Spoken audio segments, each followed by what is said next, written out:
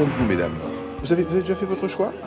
Ça nettoie juste ici. Les jambes vont commencer à devenir de plus en plus lourdes. La particularité, c'était de tourner dans un restaurant qui est ouvert au public. Les clients pouvaient rentrer, service du midi, du soir. La difficulté, ça a été de couvrir l'intégralité du restaurant.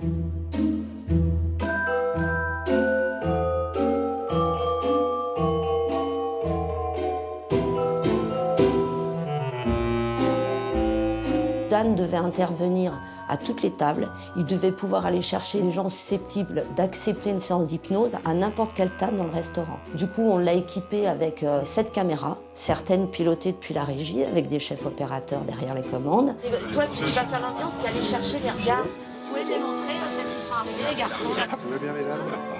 On dissère sur la fille. Pardon?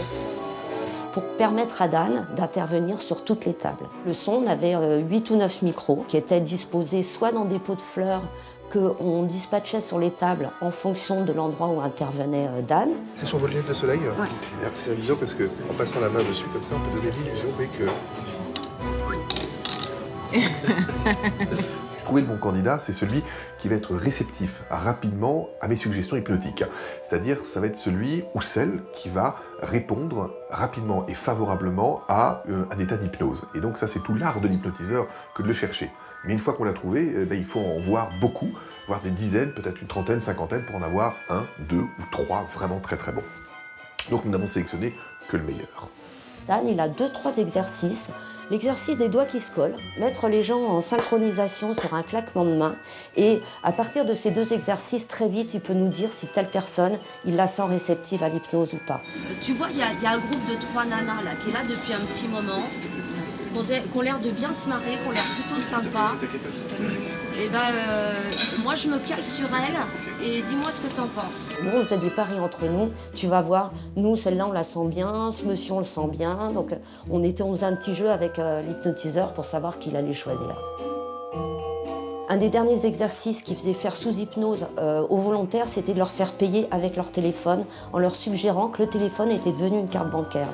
Et là, on a une séquence extraordinaire où les gens essayent de rentrer leur téléphone dans le TPE. Il n'y a pas de trou. Et ensuite, après les avoir réveillés, il leur a montré que c'était possible maintenant de payer avec un téléphone.